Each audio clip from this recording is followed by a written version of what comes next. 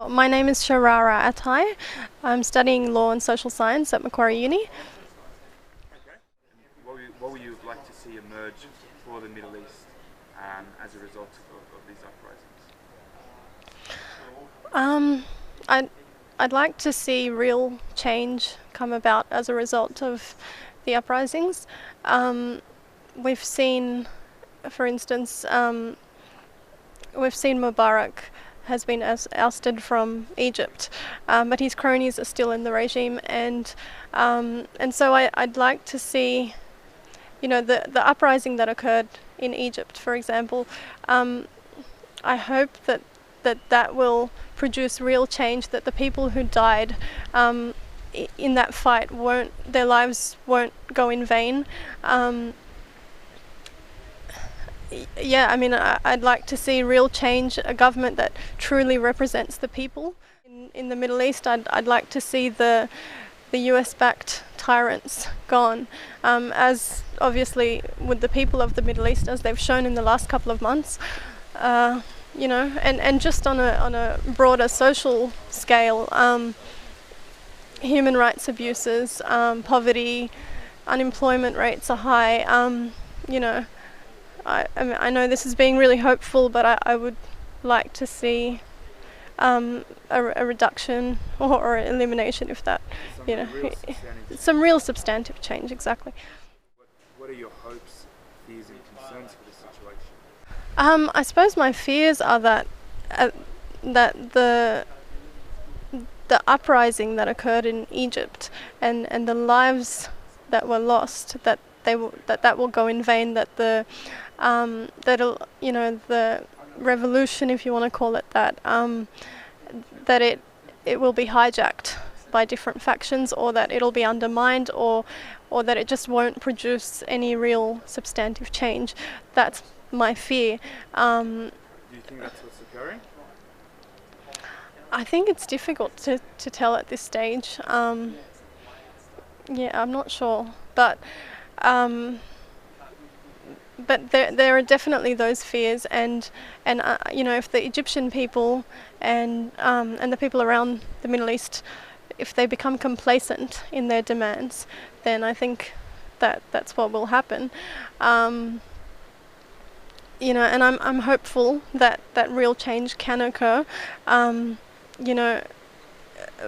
Although Mubarak's cronies are still in the regime, him leaving was still a significant feat, and it was symbolic as well. So I'm hopeful that real change will occur, and the people will get a representative government, whether that be an Islamic government or a secular government, whatever it might be, but a government that represents the people's. Okay. I'm interested to hear what you feel about the foreign intervention in Libya. If you do support it, how extensive do you feel it should be? And also, how do you feel about the foreign intervention in Libya when you contrast that with how do you feel about what's going on in Bahrain or other states where there hasn't been such an action? How do you feel about that contrast? So I suppose there are three questions in that. Okay. I'm opposed to the foreign intervention in Libya. I believe the Libyan people should be left to deal with it themselves. The thing is, what gets me is the double standards, in that they're denouncing the human rights abuses that are occurring in Libya, and people say, well, can the United States or the Western world, can they just stand by while Gaddafi is killing his own people, and all these human rights abuses are taking place? But that's exactly what they're doing in Bahrain. That's exactly what they're doing in Yemen. The difference is that Gaddafi is somebody who is not an ally of the West.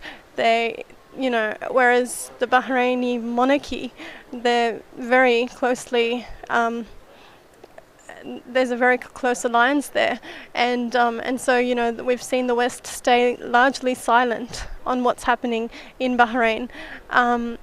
Even after foreign troops were deployed from Saudi Arabia, who are other buddies of the US, they've still stayed largely silent, you know. So, I mean, if I just, what gets me is the inconsistency in talking about these democratic values and human rights and, you know, all these nice terms, but, you know, they've applied it very selectively. I mean, Libya has, another factor is that Libya has the largest oil reserves in Africa and one of the largest oil reserves in the world. I mean, I think that's another big interest, and another big factor why they have gone and intervened in Libya.